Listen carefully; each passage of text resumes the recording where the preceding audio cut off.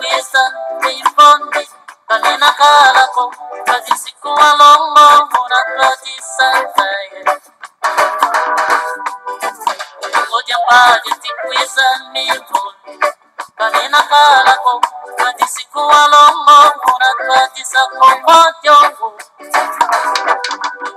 wamana konda siwa pasando wa moyo kangusika fotula bokoka koka yake kana kotita moyo kadikongo kotita moyo kadisuma kotita moyo kadikongo kotita moyo kadisuma kotita moyo kadikongo kotita moyo kadisuma kotita moyo kadikongo mwaye kadisuma kotita moyo kadikongo kotita moyo kadisuma kotita moyo kadikongo kotita moyo kadisuma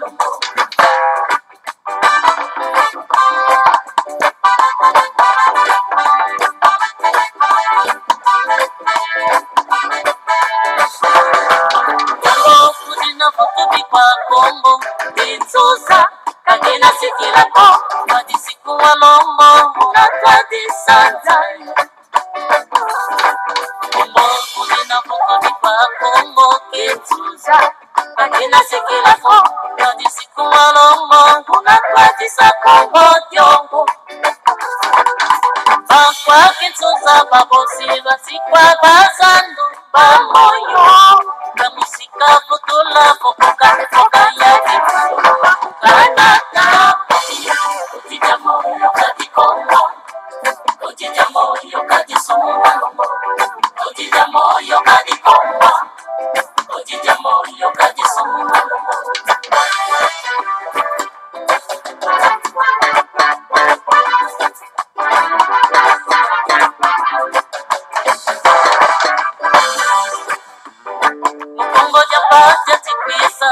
Imwivi kakina sikilako katisiku walombo munatadi sanzaye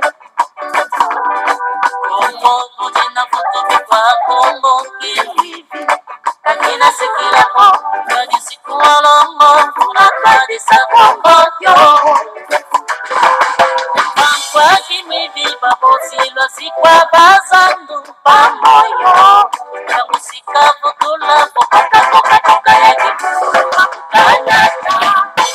Kotita moyo kadikongo Kotita moyo kadisuma Kotita moyo kadikongo Kotita moyo kadisuma Kotita moyo kadikongo Kotita moyo kadisuma Kotita moyo kadikongo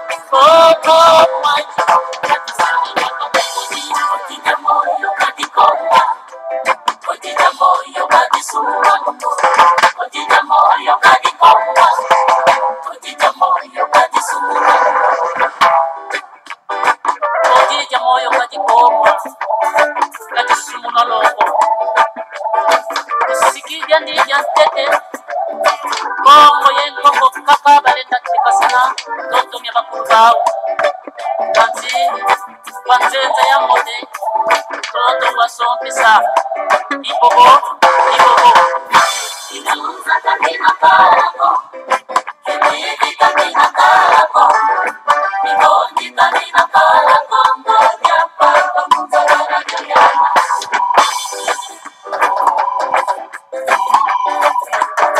Ngoja kakina kalako Yoni pase kwenda seke Utakitu tumezuzi Kakina kalako Nolo lukumba Muzagara jayana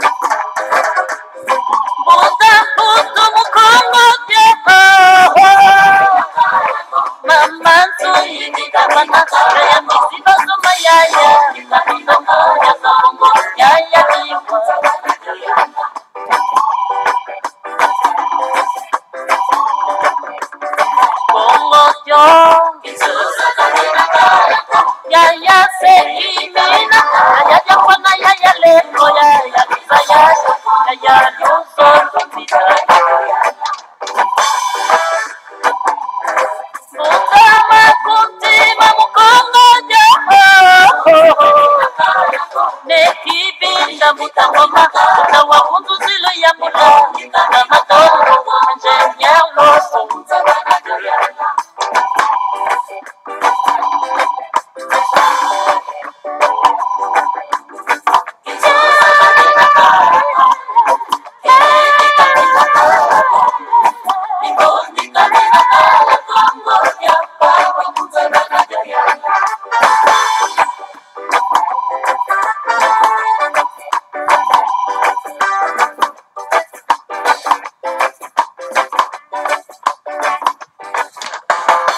Matando mingi bama batata bandeko matando mingi na balandi ya 3 fois W Radio Kachopa kompe balandi ya Congo Bololo. En tout cas, lelo ezali ya solo pena en tout cas bama batata bandeko mokolo mwa yambo ya poso, mokolo mwa lendi, alors donc mokolo mwa mitano ya sanza zomi na moko mobu ya koto mibale na zomi na mwambi to komi bongo na ngonga zomi na mibale na miniti tuku mitano na moko bama batata bandeko. Alors bama batata bandeko topesi bino bayenge bambote pe balosako na bino banso epa wapi bino obelemi solo pena tuka na mokolo mwa lelo mwa lendi. Ezali wa bino mbuta bopele bobala enge koloba malamu koloba. Alors bama batata bandeko toye en tout cas vraiment tokozala mokuse bama batata bandeko pona kopesa bino solo pena tuka eyano ya le grand maître Fumanda Semi oya pesa ki solo pena tuka na mort oya zali solo pena évangéliste magicien ya américain donc azali américain donc oyo a qualifié qui n'est-ce pas Bundu dia Congo comme une secte. Et voici la réponse à le grand maître Fumanda Semi na ndenge qualification oyo mort wana azali américain ayaki solo pena mabe na biso pona koya ko qualifier solo pena en tout cas le grand maître Fumanda Semi Bundu dia Congo comme n'est-ce pas une secte. Alors et maintenant to koya ko en détail to ko koyeba qu'est-ce que c'est une secte. Et réponse na ye ya le grand maître Fumanda Semi appelle ça qui la mort wana hein, donc ezali na kati na buku ya sectarisme chrétien. Ce que vous en a posa ya kosomba buku wana mena ko recommander bino boko kosomba buku wana en tout cas pona ete boko kotanga boyeba eyano oyo le grand maître Fumanda Semi apesa ki sorope na évangéliste magicien wana ya États-Unis d'Amérique bama batata bandeko. Voici la réponse à le grand maître. Qu'est-ce que c'est pas une secte? Et là on y va bengi secte. Réponse, le grand maître Aiko Pesasko Eyano. Une secte est une communauté qui s'est séparée d'une église mère, donc d'un groupe mère. Donc secte ezali donc lisanga ya bato oyo ba se séparé donc bakabwani na donc na lingomba ya ebandeli ou bien soropena na groupe ya ebandeli na lisanga ya ebandeli. Ce que vous avez kati na lingomba, alors vous se séparez, vous avez bino kosala eloko mususu, vous komi ce qu'on appelle une secte. Bundu dia Congo n'est pas plutôt une secte, car Bundu dia Congo est l'église mère du monde négro-africain et de la race noire mondiale. Le Makaba est son livre sacré. Donc voilà. Bundu dia Congo ezali secte te. Pambate, Bundu dia Congo yango ezali lingomba ya ebandeli ya bana na Kachopa. Yango ezali lingomba ya loposo moindo epa wapi Makaba ezali solo pena mokanda mosanto mabiso. Biso baindo mokanda mosanto mabiso ezali Bible te. Ezali niongi te. Ezali Coran te. Mais soko moni moto moindo afandi pona koteya bandeko na biso mukanda oyo babengi solo pena Biblia engi koloba ke mutu wana azali moloki azolokwa bandeko na ye azali mutu na misala mabe bama batata bandeko pamba te ezali ya biso te ma histoire ezali na kati ezali ya biso te me yo koyi kotelema te po te ya bandeko na baindo mukanda wana niyongi ezali ya biso te pe kura ezali ya biso te. Voilà bama batata bandeko oyo ya biso baindo komona yango Makaba ezali mokanda mosanto wa biso baindo. L'église bouddhiste n'est pas une secte car elle est une religion mère du monde asiatique. Donc lingomba otobengi solo penda ba bouddhiste ezali secte te parce que yango ezali solo pena lingomba ya ebandeli ya mokili ya loposo ya mosaka. L'église islamique n'est pas une secte car elle est l'église mère du monde arabe. Lingomba otobengi solo pena en tout cas Islam ezali secte te. Yango ezali lingomba ya ebandeli ya bana ya arabe. L'église judaïque, je veux dire, est l'église mère des Israélites. De cette église mère est sortie une première secte qui se donnant le nom d'église catholique.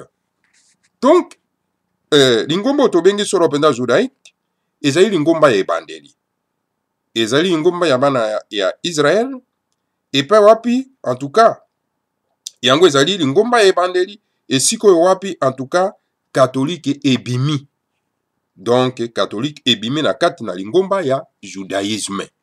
Esengele boko wakoyeba yango ba mawa tata bandeko. Donc, lingomba ya ba israélite, ya ba yuda, ezali catholique te. Catholique euti na kati ya judaïsme. Oui, aux yeux du judaïsme, l'église catholique est une véritable secte.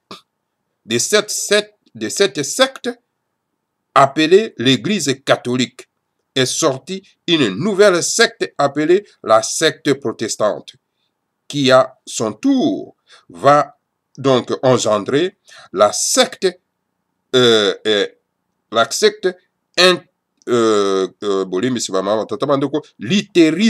luthérienne, la secte méthodiste, la secte des adventistes, la secte de la Médissalie, la secte des pentecôtistes, la secte des témoins de Jéhovah, la secte des sept tonnerres, la secte des 16, la secte des Céso, la secte des Siads, etc., etc. Ba secte yango ezali ebele, ba mama batata bandeko. Donc voilà, le grand maître Robi, oui, il y a solo en tout cas, na miso ya judaïsme, ya lingomba ya ba yuda, l'église catholique ezali vraiment une véritable secte. Alors, secte wana otobengi église catholique, et puis mangomba mosusu ebimi na kati, ba secte mosusu ebimi na kati. To moni lokola secte protestant ezali une secte, ezali lingomba te. Na tour na ye eke kobota solo penda secte otobengi luthérienne. Toke kokuta kuna secte mosusu ebimi na kombo ya méthodiste. Toke kokuta secte mosusu kuna ebimi adventiste. Toke kokuta secte mosusu ebimi kuna ya Amedi-Sali. Amedi-Sali ezali secte. Toke kokuta kuna lisusu secte mosusu ebimi ba pentecôtiste. Donc pentecôtiste eza secte. Ezali église te. Ezali secte. Alors toke kokuta kuna lisusu ba mama batata bandeko ba témoin de Jéhovah. Témoin de Jéhovah ezali secte. Alors toke kokuta lisusu secte mosusu kuna komo nango tonnerre. Toke kokuta lisusu secte mosusu komo nango 16. Secte mosusu komo nango Céso. Secte mosusu komo nango Seat bongo na bongo. Branamiste eza secte. Alors donc ba secte ebele ba mama batata bandeko euti solo pena en tout cas na catholique yango moko lingomba ya ba secte euti na judaïsme. Alors, les sectes chrétiennes, total non sikoyo secte chrétienne. Toutes les sectes chrétiennes se caractérisent par l'usage de la Bible, du nom de Jésus, et d'un emploi abusif du mot Saint-Esprit. Voilà. Donc, ba secte nyonso wana otobengi ba secte chrétienne, yango ezali ko caractériser na usage ya kosimbaka Biblia na kombo ya Jésus, na kombo ya Yesu. Et pas wapi bazali ko employé abusivement, en tout cas, komboya molimo mosanto. La multiplicité qui caractérise le monde chrétien est donc à plusieurs, et dit plutôt à plusieurs causes, dont voici quelques-unes. On avait donc la multiplicité n'ose pas où ezali ko caractériser donc mokili ya ba chrétien ezali dit na plusieurs causes, ezana ba cause ebele. Et pas wapi tokolakisa bino cause yango ana kati na buku oyo. Tota liboso. Le christianisme véhicule un message plein de contradictoires que l'appellation abusive de l'emploi de Dieu, de la parole de Dieu, je veux dire, n'arrive pas à camoufler. Donc, l'exploitation de certains versets mal compris ou des versets contradictoires donne naissance à de nouvelles sectes et chrétiennes. Tegrema talobi christianisme ou ezali solo pena kotambusa message ou etondi solo pena na contradiction na kati o bango bazali ko benga solo pena abusement donc liloba ya nzambe. En tout cas, ezali ko kokate ko se camoufler. Et parce que l'exploitation ya ba certains versets mal compris na kati o bato ba yebi ata ndimbola na yango te, ou bien ba verset ou etondi na contradiction na kati ezali ko bota solo pena en tout cas ba secte mosusu ya christianisme vraiment atata bandeko. Likolo ya kozanga kolimbola ba verset wana, likolo ya contradiction etondi na kati na ba verset wana, yango ezali ko bota solo pena en tout cas ba secte mosusu. Le christianisme est la religion coloniale de l'Occident. Il est chargé de maintenir les colonisés dans un certain conditionnement qui facilite la domination spirituelle et matérielle des peuples colonisés. Donc le christianisme, ou ezali religion, il y a bato ba eki ko konza biso ya ba kolon. Donc ezali chargé pour nako tika biso na kati ya colonisation. À un certain moment, ou epa wapi tozali conditionné, na nini epa wapi tozali solo ezali ko faciliter domination spirituelle et matérielle ya bana oyo bazali colonisé. Donc mosala christianisme yango wana ezali pona ko maintenir biso na kati ya colonisation spirituelle et puis matérielle. Bama batata bandoko sengeli utoko akoyeba.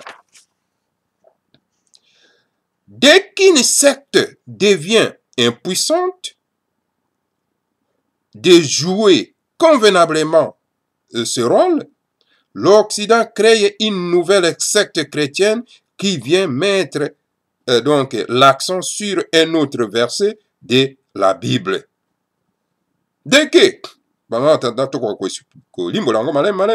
dès que secte mosusu est commis vraiment na zololo ya kosala mosala na yango convenablement, alors donc bakolon bamindele baye lisusu ko créer secte mosusu pona ete ekoka solo penda kosala mosala ya kolalisa bayimboka pongi na kolukaka solo penda en tout cas verset mosusu na kati na Bible.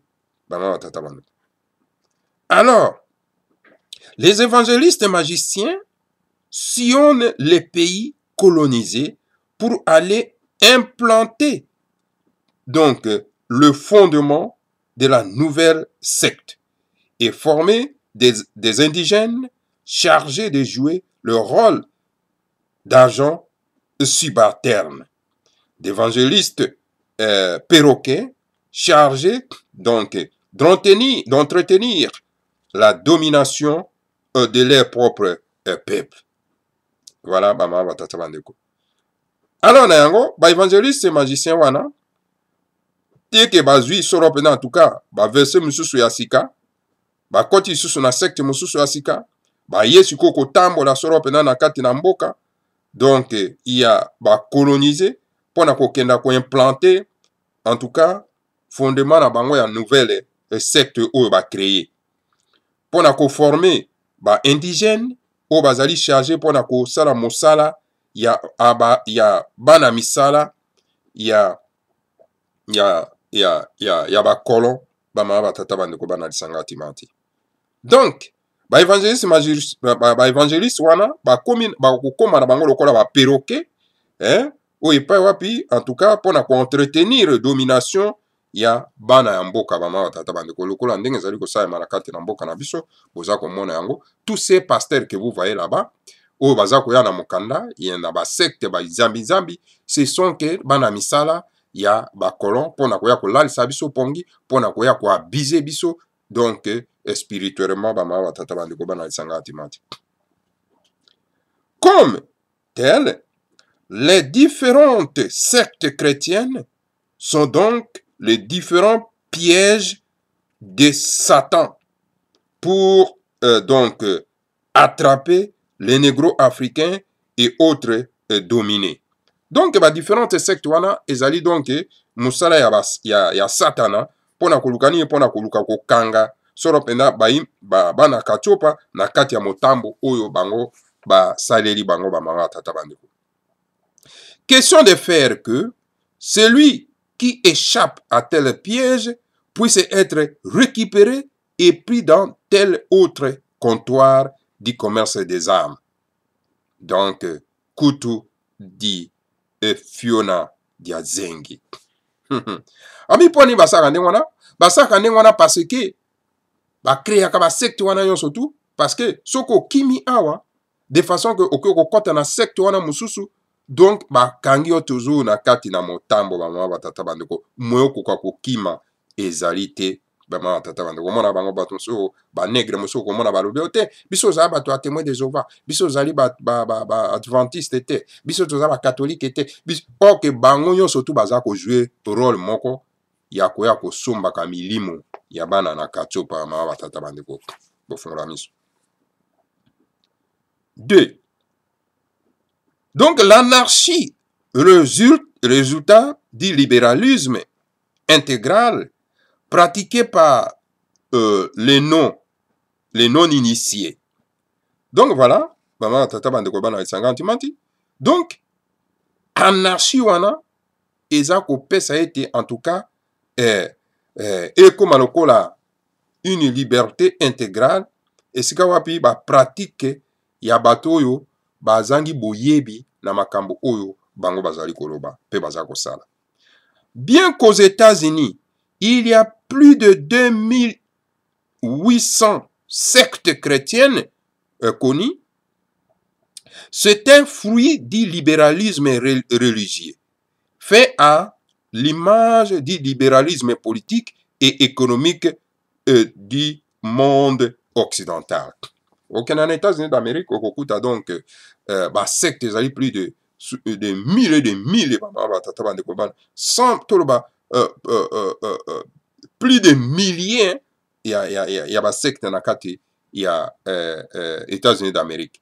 Donc bah libéraliser en gros et comme lokola donc libéralisme politique hein nyonso wana ezali pona nini pona ete bakwa kolalisa bandeko na biso pongi bakoka kosala commerce ya baza ya milimo bongo na bongo na tata bandeko. La multiplicité des sectes chrétiennes dans d'autres pays est aussi la conséquence de ces phénomènes du monde occidental qui envoie en Afrique tous les virus qui naissent dans son monde, que ce soit le virus de l'homosexualité, le virus de la pornographie, le virus du sida ou le virus de la multiplicité des sectes religieuses et partis politiques. Tout cela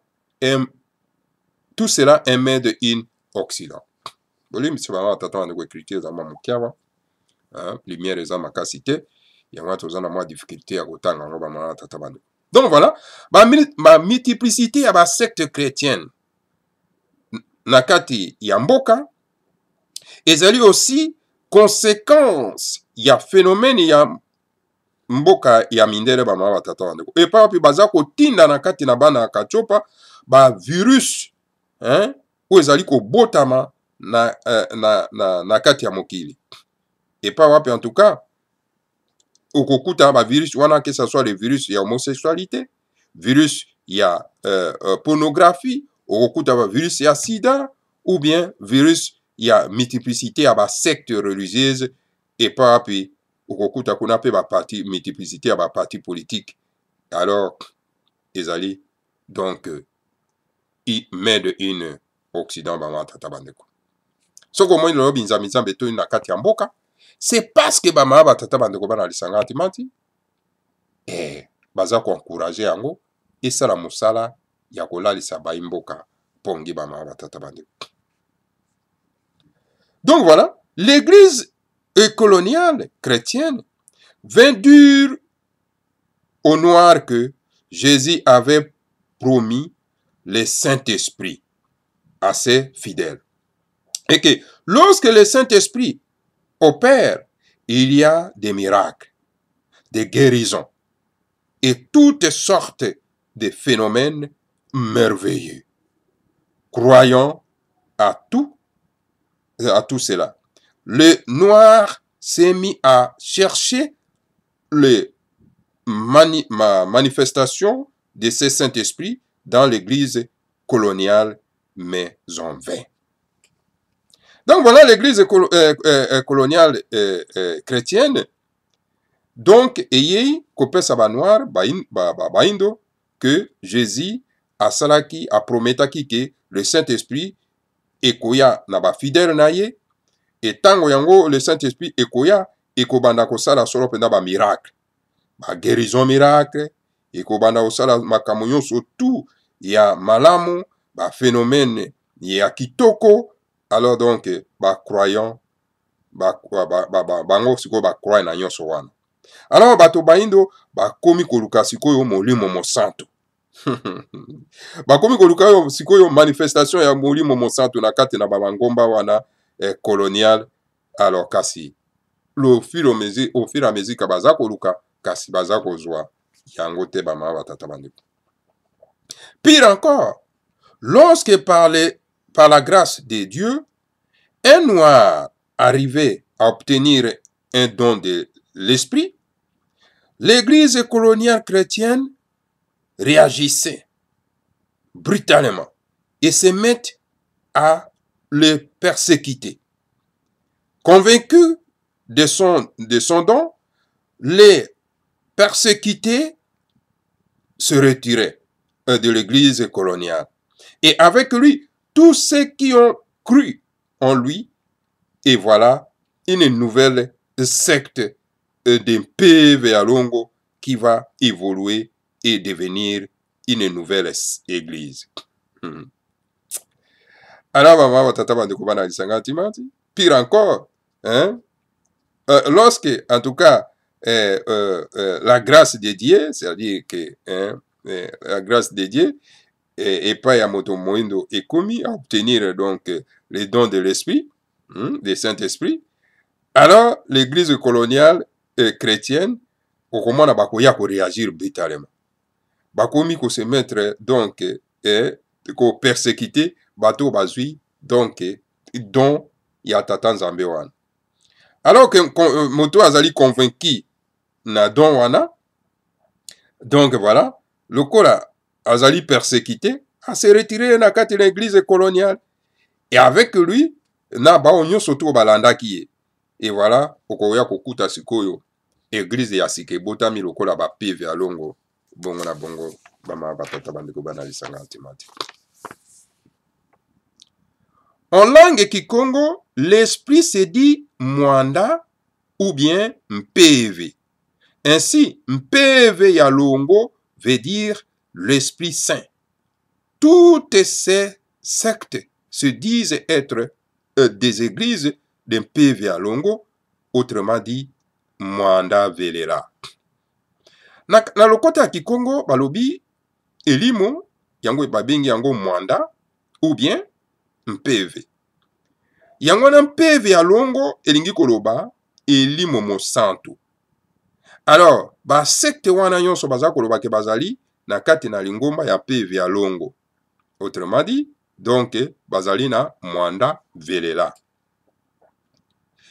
D'ordinaire, pour des raisons fort diverses, ces sectes de PV Longo se disloquent et engendrent plusieurs autres sectes de PV Longo, toutes centrées sur Jésus et la Bible.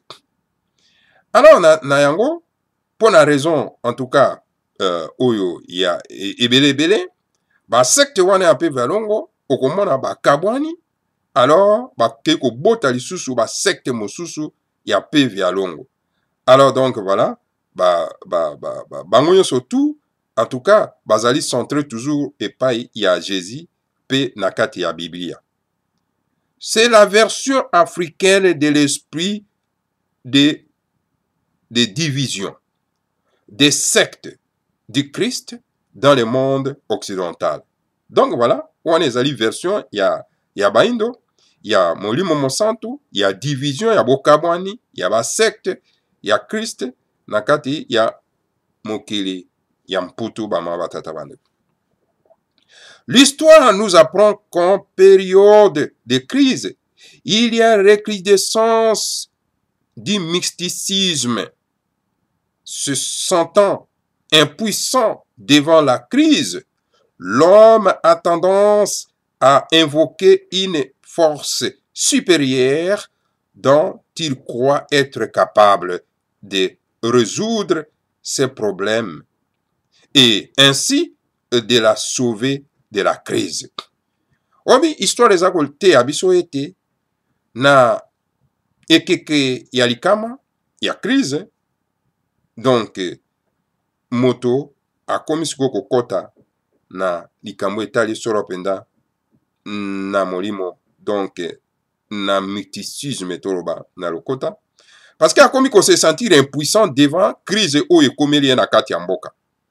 Alors moto akomi na tendance ya ko invoquer ba force supérieure ba nguya ya likolo et pas wapi aza ko croire que azali capable ya ko résoudre ba problème na ye. Ainsi yango wana pona ete ekoka koya ko sauver ye na pasi oyo ya komi na yango. L'actuelle crise mondiale qui frappe gravement l'Afrique est aussi responsable de la multiplicité des sectes chrétiennes de chez nous. Omoni crise oyo eza ko frapper bana na kachopa yango wana ezali résultat ya kobotama ya ba secte belebele ya binzambi na kati na mboka na biso bama batata bandeko. C'est à la fois un moyen d'évasion dans l'imaginaire pour beaucoup face à une crise dont ils se sentent impuissants. Alors, donc, ezali, donc, moyen yakokima, na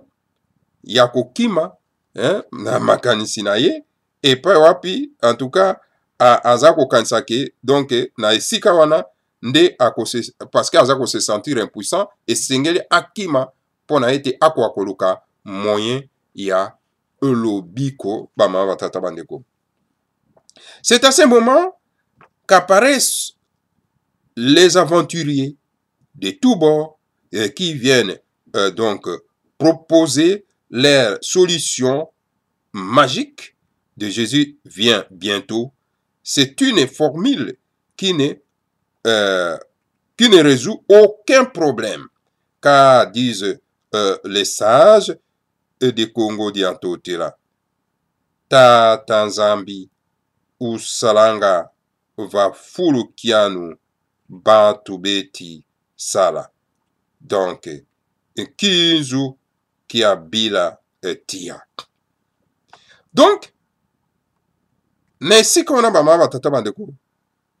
A cause ya ba crise wana ekomeli biso na kati na mboka, yango wana okomona donc baventurier de tout bord bakobima, bapasteur charlatan bakobima, mpona koya solo mpenza en tout cas ko abize bandeko na biso bamama batata bandeko, mpona koya kopropose bandeko na biso solution magique na nkombo ya Jésus vient bientôt. Jésus aza koya kala mingi te. Alors yango na formule wana donc oyo epai wapi bapasteur charlatan baye na yango tout on croit que baye ko résoudre problème bamama batata bandeko ya bato bazali komona pasi na mboka. Les trafiquants d'idéologie et de colombes, donc des âmes, je veux dire, sont aussi à la base du phénomène de la multiplicité des sectes chrétiennes en Afrique. Voilà l'œuvre de loup vêtu en peau de mouton. Omoni mpe ba multiplicité ya ba secte wana ezali di na bato oyo baza koya kolukaka milimo ya bato mpona kosomba. Omoni na kati ya mboka na biso na kati na Katsupa, il y a des évangélistes magiciens mosala bango baza koya mpona kolukaka milimo ya kosomba.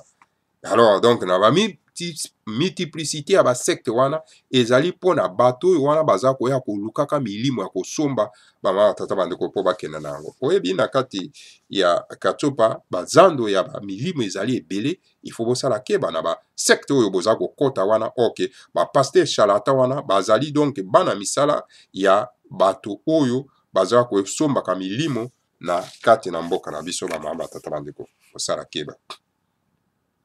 Plusieurs autres sectes chrétiennes sont l'œuvre des agents du néocolonialisme, des espions déguisés en serviteurs de Jésus, des patrons des services de sécurité. Alors, beaucoup à quoi bango très bien. Bon, yon so baza koya wana. Donc, bazali na kati ya ba secte chrétien wana, bazali solo pena en tout cas, ba agent, bana misala, ba agent ya néocolonialiste. Hein? Donc baza ba mingi baza ka ba espion. Bango bazali déguisé na ba serviteur de Jésus. OK, baza na bango tout simplement ba espion, baza ko espionner bino bama batata bandeko. Donc ba patron ya service ya sécurité mosana bango wana ba yaka pona ete bakwa kosala mosala ko espionner bino ya kokota na kati na bino ya ko espionner bino bama batata bandeko bino ozo kanso direct bazali ba serviteur ya Jésus bayekaka na kombo ya Jésus. OK, bango bazo sala misala mosusu. Voilà, bama batata bandeko bana lisanga atimati tosuki nano wana tolobaki ete chaque fois tokobanda koya tokobanda kopesa bino page moko pour beaucoup comprendre réalité des choses bama batata bandeko. Donc voilà, on ezali réponse à les grands maîtres fondaments semi et pas il y a mort secte oyo babengi mort wayaki solo penda en tout cas ko diaboliser bundu dia Congo oyo ya bandai ko qualifier que bundu dia Congo c'est une secte.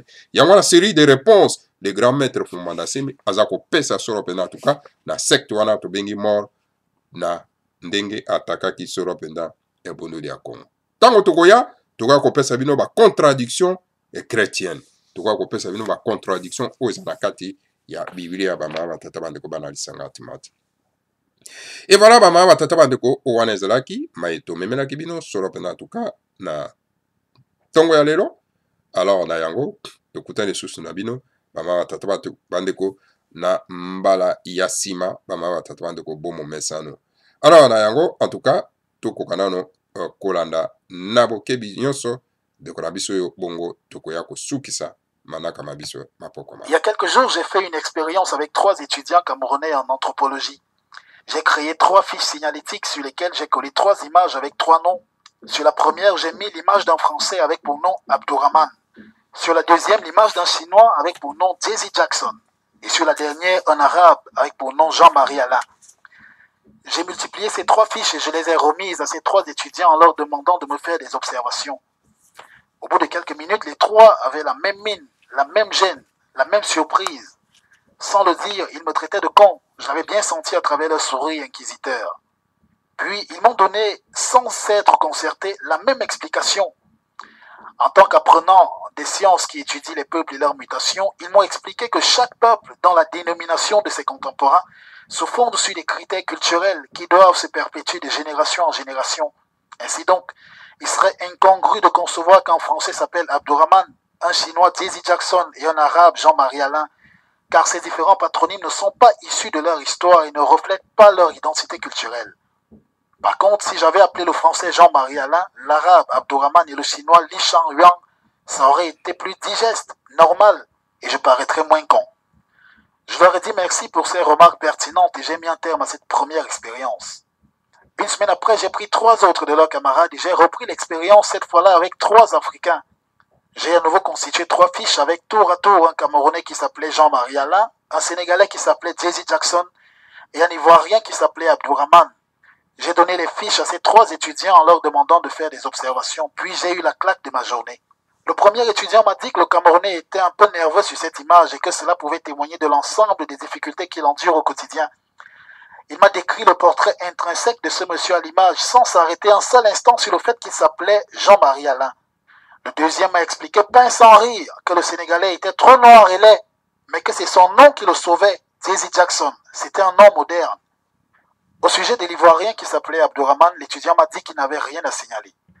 Je leur ai fait savoir que je prenais leurs remarques en considération, mais qu'il m'importait de savoir si le fait que ces 3 Africains s'appellent Jean-Alain, Jackson et Abdou ne constituait pas un problème d'appartenance culturelle. Ils m'ont appris avec le plus grand sérieux que ce sont des Africains modernes et que le monde est un village planétaire. Chacun peut porter le nom qu'il veut en fonction du sens profond du dit nom. J'ai conclu mon expérience et je suis allé prendre une bière, une autre et une autre. J'étais abattu. Mais comment pouvons-nous être aliénés à ce point même lorsqu'on est étudiant dans le domaine? Il n'est pas normal qu'un Français s'appelle Atangana, mais parfaitement compréhensible qu'un Béninois s'appelle Jean-Louis. Et des anthropologues m'expliquent que c'est la modernisation. L'Afrique est donc définitivement le dépotoir de tout, la poubelle des noms venus d'ailleurs, la brocante des biens divers, la destination de toutes les cultures et religions, et on s'en délecte à cœur joie. Mais où est donc passé notre jugeote, notre sens analytique? Si un Chinois vous dit qu'il s'appelle Kouyaté, vous lui demanderez certainement d'être un peu plus sérieux. Mais vous pouvez tranquillement vous appeler Yuan, Li, Jean-Paul, Jackson, que c'est tout à fait normal. L'Afrique a un peuple, le peuple africain a une origine, l'origine africaine a une histoire. L'histoire de l'Afrique ne saurait s'écrire avec des héros africains qui portent des noms importés, ça n'a pas de sens. Retournez à votre identité culturelle. Et si comme nous autres, vous avez subi innocemment des noms importés et affublés par les parents, coupons les chaînes et épargnons cette déshistorisation à nos enfants. À l'école comme au travail, appelez-vous par vos noms. C'est pas un mépris, comme certains le disent souvent. Bon sang, ce sont vos noms. Si personne ne vous appelle par votre nom, vous finirez vos jours sur cette terre sans avoir vécu votre propre histoire. Salut. Matondo, que le Seigneur à Congo vous bénisse tous, bénisse Fumomanda Assemi et bénisse la République fédérale du Congo, Ingeta, Ibobo et Ibobo.